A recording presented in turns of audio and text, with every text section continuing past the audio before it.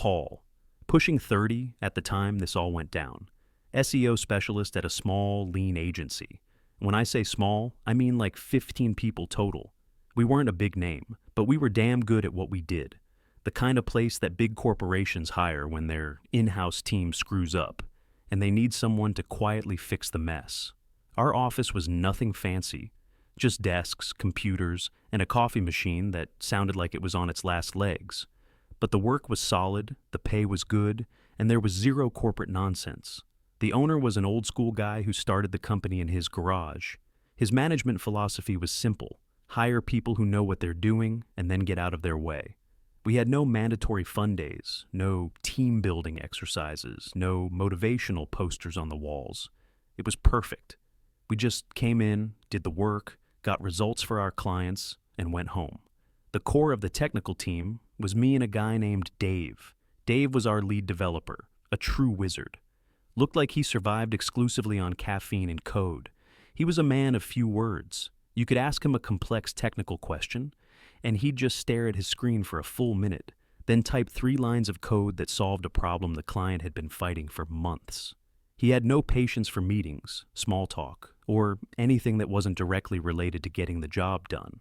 The kind of guy who is completely unemployable in a normal corporate environment, but is worth his weight in gold in a results-driven one. We had a quiet, professional respect for each other. We didn't need to talk about our weekends. We just needed to know that the other guy would deliver, and he always did. We all did. That's why we were successful. Then one spring, the owner gathered us in the main room, announced he was retiring, sold the company, said he got a great offer and he wanted to spend more time with his grandkids. We were all happy for him, but a little nervous about the future. He assured us the new owners were a small investment firm and that they were appointing a new CEO to take the company to the next level. That was the first time I heard the name Jasmine. A week later, she arrived. She scheduled an all-hands meeting for her first day. We all gathered, and in walked this woman, probably about my age, dressed in that very specific, expensive but trying to look casual corporate style. She had a bright, fixed smile plastered on her face. The meeting started, and it was a whirlwind of buzzwords. She talked about her vision, about shifting paradigms, about fostering a new, more inclusive corporate culture. She used words like synergy, holistic, and growth mindset.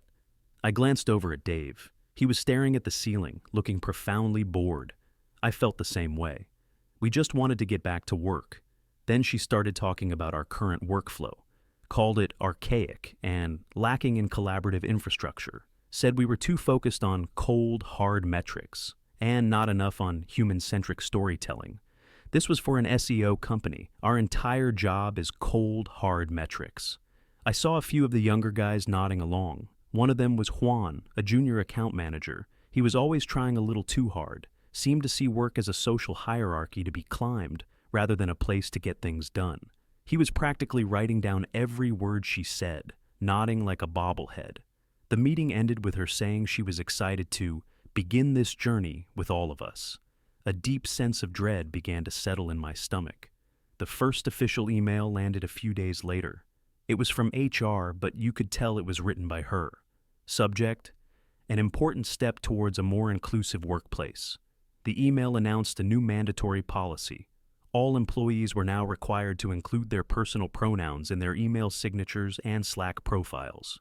We were also instructed to introduce ourselves with our names and pronouns at the start of every meeting, both internal and external. The email explained this was to create a safe and validating environment for everyone. Dave let out a sigh so loud it echoed through the quiet office. Juan, of course, updated his Slack profile within seconds. Juan, he, him, ally. He even posted a message in the general channel about how proud he was to work for such a progressive company. I just rolled my eyes and added he, him to my signature. It felt stupid, but it wasn't a hill I was willing to die on. I just wanted to do my work and collect my paycheck. That was the mistake, thinking it would stop there. It was just the beginning. The next thing was the weekly sensitivity workshops. Every Thursday afternoon, for 1 hour, the entire company had to log into a video call with an HR consultant. The topics were always the same: unconscious bias, microaggressions, privilege. The consultant was this woman who spoke in a soft, condescending tone, like she was explaining colors to a toddler. Most of us just tuned out. I'd have the meeting running on one monitor while I continued working on another. The workshops were pointless, but they were a symptom of the bigger problem. The focus of the company was shifting away from client results and towards internal policing. Jasmine started changing our hiring practices. Before, we hired based on a simple test. Can you do the job better than anyone else? Now, candidates were screened for cultural fit. Good technical skills were secondary to having the right answers to questions about social issues. We lost a couple of very promising developer candidates because they didn't seem enthusiastic enough about the company's new direction. The atmosphere in the office started to change. It used to be relaxed. People would joke around. Now, everything felt tense. People were afraid of saying the wrong thing. That fear became very real when Jasmine introduced the anonymous feedback portal. It was pitched as a way for employees to safely report concerns. In reality, it was a snitch box, and Juan became its most dedicated user. A couple of guys were talking by the coffee machine one morning, making fun of a bad movie they had seen. One of them used the word lame to describe the plot. The next day, he was called into a meeting with HR and Jasmine. He was given a formal warning for using ableist language. Someone had reported him through the portal. We all knew who it was. Juan started getting praise from Jasmine during company meetings. She would thank him for his courage and for being a guardian of our company values. He was given a new, meaningless title, Culture Ambassador. He still did his junior account manager job poorly, but now he spent most of his time monitoring Slack channels for any perceived infraction. The work started to suffer. With the new hires being chosen for ideology over competence, the overall skill level of the team dropped significantly. Dave and I were constantly having to pick up the slack. We were fixing sloppy work, redoing entire projects. Our biggest client, a major e-commerce brand, had been with us for years. Their account was complex. It required a deep understanding of technical SEO, something Dave and I had spent years managing. A new project manager was assigned to their account, a recent hire who was great at talking about brand synergy, but couldn't tell a 301 redirect from a 404 error. Their organic traffic, which we had painstakingly built over 5 years, started to dip for the first time. Dave and I brought this up in a team meeting. We laid out the data, showed the specific technical issues that were being ignored.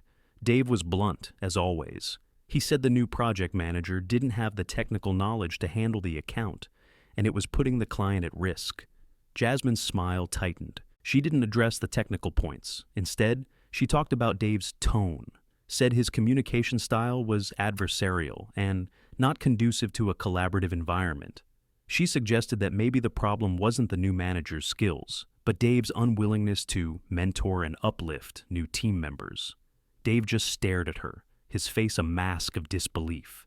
He tried to explain that this wasn't about feelings, it was about numbers. The client was losing money because of these mistakes. She cut him off. We're building a different kind of company here, Dave. Maybe our definition of success is just different from yours. That meeting was a turning point. It was clear that facts didn't matter anymore. Results didn't matter. All that mattered was adherence to her ideology. About a month later, the big incident happened. We were on a critical video call with that same e-commerce client. The client's marketing director was on the call, and he was not happy. The traffic decline had continued. He was demanding answers. Dave was in the middle of a deep technical explanation, walking him through server log files to pinpoint the issue. He was in his element, focused, trying to solve the problem. A new junior analyst, one of Jasmine's recent hires, was also on the call. In his rush to explain the complex issue, Dave referred to this analyst by name without first stating their pronouns. He wasn't being malicious. He was just a guy under pressure, trying to do his job and save a multi-million-dollar account. The analyst said nothing on the call, but an hour later, Dave was summoned to Jasmine's office. He was in there for almost an hour. When he came out, his face was grim. He walked straight to his desk, packed up his personal belongings in a small box, and walked out of the office without saying a word to anyone. We found out later he had been given a final written warning for creating a hostile work environment. He had told Jasmine and the HR manager that if they cared more about pronouns than their biggest client, then he was done. He quit on the spot. Jasmine sent a company-wide email that evening. It said that Dave had decided to pursue other opportunities, and that the company wished him well in his future endeavors. The email ended with a reminder about the importance of respecting our colleagues' identities, and a link to the anonymous feedback portal. The message was clear: no one is indispensable. Toe the line, or you're next. The next day, there was a void in the office. It wasn't just an empty desk. It was a massive gaping hole in our company's technical capabilities. Dave was the foundation. He built and maintained all of our critical systems. We were in serious trouble. Jasmine didn't seem to notice. During the next all-hands meeting, she talked about Dave's departure as a positive thing. She said it was a chance to move away from the old gatekeeping culture of tech and bring in fresh perspectives. She announced they had already hired a replacement for Dave. The new lead developer was starting next week. I looked him up online. He had a very impressive profile, full of all the right buzzwords about diversity in tech and ethical coding. His actual work experience, however, was a couple of short-term internships and a personal blog. I knew, right then and there, that the company was doomed.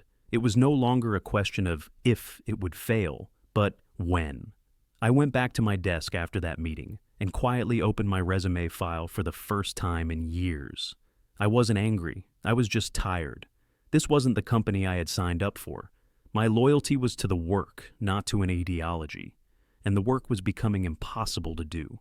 The quiet exodus began. It wasn't just me. I could see it in the eyes of the other senior guys. The ones who, like me, had been there for years. We didn't talk about it openly. We didn't need to. There was a silent understanding. We saw more and more new faces in the office, all young, enthusiastic, and largely incompetent. They were great at talking in meetings. They knew all the right jargon. But when it came time to actually execute a complex SEO strategy or debug a critical site issue, they were lost. The burden fell on the few remaining veterans. We were working longer hours, not because we were passionate, but because we were trying to keep the ship from sinking. We were plugging holes in a dam that was about to burst. Clients started getting antsy. Deadlines were being missed. Reports were full of fluff and jargon instead of hard data. I was on a call with a long-term client, trying to explain why their rankings had plummeted. The real reason was that the new developer had accidentally implemented a no-index tag across their entire blog during a routine update. A rookie mistake that Dave would have caught in seconds. But I couldn't say that. So I had to spout the company line about algorithmic fluctuations and strategy realignment. I felt like a fraud. That night, I stayed late and applied to 3 different jobs. A week later, another one of the senior guys quietly put in his 2 weeks' notice. He was an analytics expert, one of the best in the business. His reason for leaving was family reasons. We all knew it was a lie. Jasmine organized a farewell party for him. It was a painfully awkward affair. She gave a speech about how we were all a family and how sad she was to see him go, but how excited she was for the new blood to step up. The guy just stood there with a forced smile, clearly counting the minutes until he could leave for good. Juan was in his element, of course.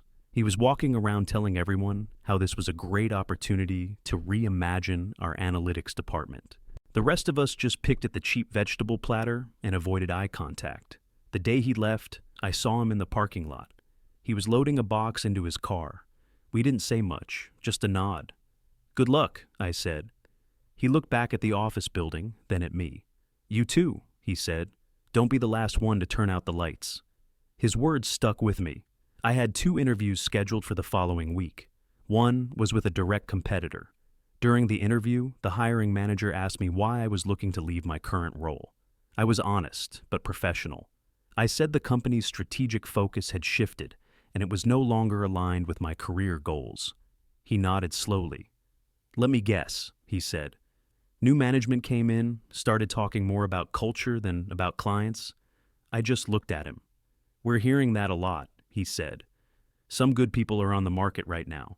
I got a job offer the next day, a 20% pay increase and a senior title. The company was known for being an old-school, no-nonsense place. They had a reputation for hiring the best and letting them work. It was exactly what I was looking for.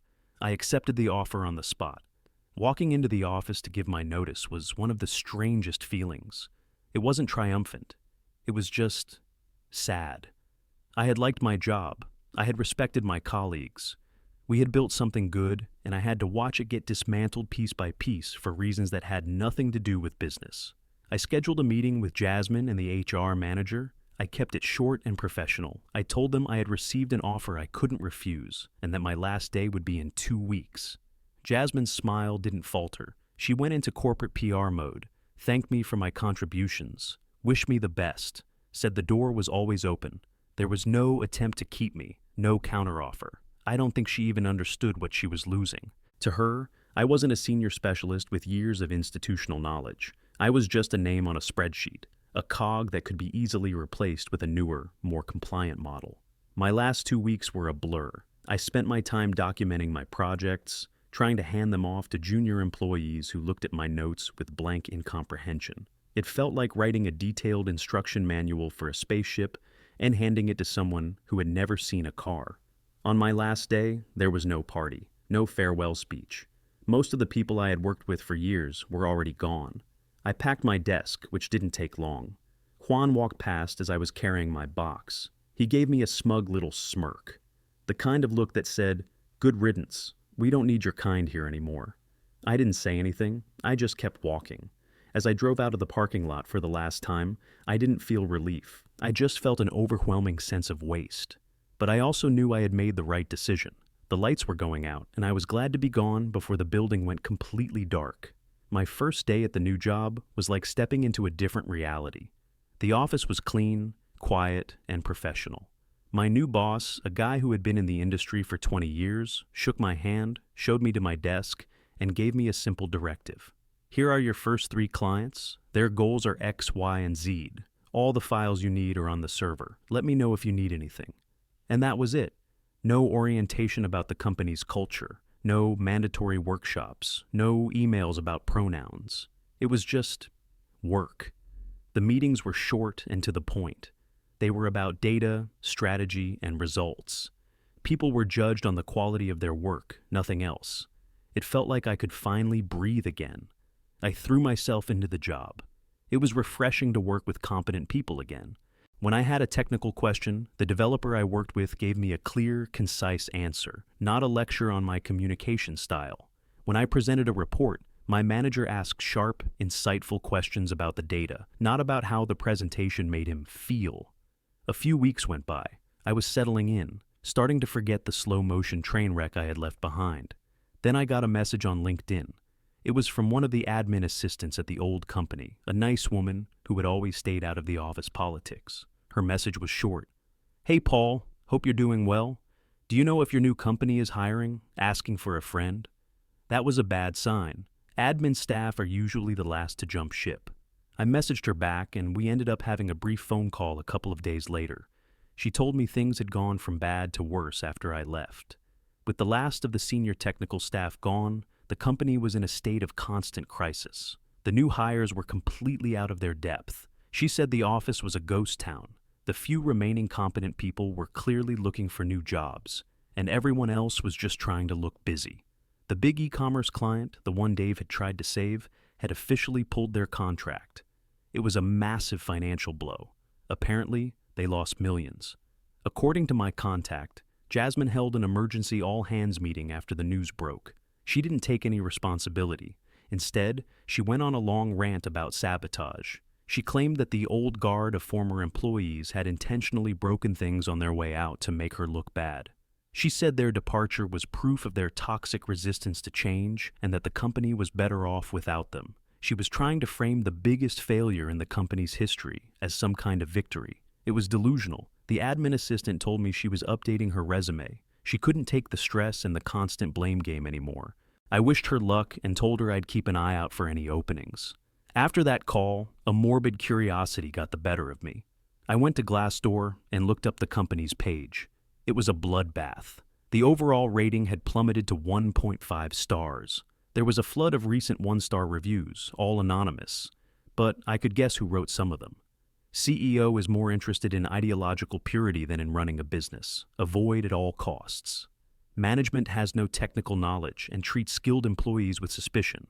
The place is a revolving door for anyone with talent. I was given a formal warning for using the word guys in a team chat. Meanwhile, our biggest client was on fire, and no one in leadership seemed to care.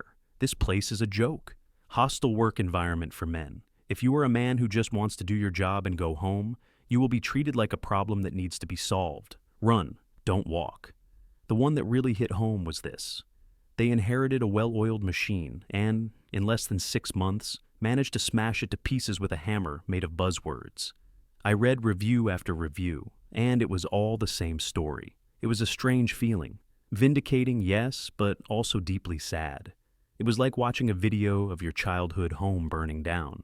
You don't live there anymore, but you still hate to see it go. The months rolled on. I heard through the grapevine that the company was bleeding clients. They had to lay off a third of their staff. The first ones to go were, predictably, the ones hired for cultural fit. Their lack of actual skills made them the easiest to cut. My new job was going great. I got a promotion. I was leading my own team. I was happy. I rarely thought about the old place anymore. Then, one Tuesday evening, I was clearing out my email inbox when a familiar name popped up. It was Jasmine. The subject line was reconnecting. My first instinct was to delete it without reading, but I couldn't resist. I had to know what she wanted. I opened the email. It was written in her signature style of cheerful, hollow corporate speak. "Hi, Paul. Hope this email finds you well. It's been a while, and I was just thinking about your valuable contributions during your time with us. We've been going through some exciting restructuring here, creating new opportunities for growth. I thought of you and your expertise in the field and wanted to reach out to see if you might be open to a conversation about a potential senior leadership role. I believe your experience could be invaluable as we navigate our next chapter." I read it 3 times. The sheer audacity of it was breathtaking. After her policies drove every single senior employee out the door. After she publicly, albeit indirectly, accused us of sabotage. After presiding over the complete collapse of the company's reputation and client base. She was now coming back to me, hat in hand, pretending like none of it had ever happened. There was no apology, no acknowledgement of the disaster she had created. Just a breezy invitation to come back and fix the mess she had made. For a moment, I considered crafting a reply. A long, detailed email laying out exactly how and why she had failed. I could have torn her corporate speak apart, point by point. But then I realized something. The most powerful response was no response at all. She had no power over me anymore. She wasn't my boss. She was just a bad memory.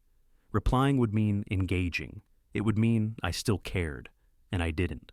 So I just stared at the email for a moment, then moved it to my trash folder and permanently deleted it. It felt good. Better than any angry email ever could. The next day I called Dave. We hadn't talked much since we both left, but we were on good terms. I told him about the email from Jasmine. He started laughing before I even finished the story. "Let me guess," he said. "She offered you a senior leadership opportunity?" "The very same," I said. "How did you know?" "Because she sent me the exact same email yesterday," he replied. We both had a good laugh about it. "So, what did you do?" I asked him. "Oh," I replied, he said. His voice was deadpan. "You did? What did you say?" "I told her I was flattered by the offer," Dave said, "and that I'd be happy to offer my services as an independent consultant to help them with their technical issues." "You're kidding," I said. "Nope, I sent her my standard consulting contract.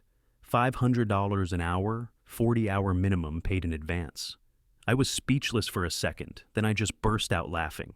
It was the most Dave-like response imaginable, pragmatic, professional, and utterly brutal in its own way. "Did she reply?" I asked. "Of course not," he said. A couple of weeks later, the final piece of the puzzle fell into place. I got another message on LinkedIn. This time, it was from Juan. His profile picture was now a professional headshot with a green banner that said, "It's open to work." His message was a masterpiece of passive-aggressive groveling. "Hey Paul, long time no see. Hope you're killing it at the new gig. Wild times over at the old place, huh? It really went downhill after all the good people like you left. Anyway, I'm exploring new opportunities myself now and was wondering if you might be able to provide a recommendation or pass my resume along. Would love to catch up sometime." He was one of the first people Jasmine laid off when the money started running out. His job as culture ambassador wasn't exactly essential when the company couldn't afford to pay its developers. He was the enforcer of the very system that had now discarded him. The irony was so thick you could cut it with a knife. I looked at his message. I thought about the smug look on his face on my last day. I thought about all the good people he had snitched on. I thought about the toxic environment he had helped create. Then I closed the message window without replying. I never heard from him again. Sometime in the fall, the final news came. The company officially went out of business. The investment firm that owned it decided to cut its losses and liquidate the assets. The website was taken down. The office was closed. It was all just gone. A successful, profitable company, erased in less than a year. Not by a market crash or a new competitor or a technological shift, but by a single person with bad ideas and the power to enforce them. A few nights later, I met up with Dave for a drink. We sat at a quiet bar, the kind of place where you could actually have a conversation. We talked about our new jobs, about the industry, about anything other than the old company. But it was the elephant in the room. Finally, after a couple of beers, I brought it up. "Did you see they finally shut the whole thing down?" I asked. He nodded. "Saw it on a trade news site." He took a sip of his beer. "It's a shame," I said. "It used to be a good place to work." "It was," he agreed. "Before the circus came to town." We were quiet for a minute. Then, as I was scrolling through my phone, I saw something. It was a new post from Jasmine on LinkedIn. It was a long, self-pitying article she had written. The title was, "My Journey as a Female CEO in Tech, a Story of Resilience Against a Patriarchal Backlash." In the article, she painted herself as a visionary martyr, a brave innovator whose progressive ideas were met with a coordinated campaign of sabotage and resistance from men who were uncomfortable with strong female leadership. She never once mentioned the lost clients, the mass resignations, the terrible business decisions. In her version of the story, she hadn't failed. She had been failed by a world that wasn't ready for her genius. She had learned absolutely nothing. I showed the phone to Dave. He read the title, then let out a short, humorless laugh. He shook his head slowly, a faint smile on his face. He raised his glass. "To meritocracy," he said. I raised my glass to meet his. "To meritocracy," I replied. We clinked our glasses together and drank. We didn't fight her. We didn't argue. We didn't try to change her mind. We just left. We went somewhere our skills were valued, and in the end, that was all the response that was ever needed.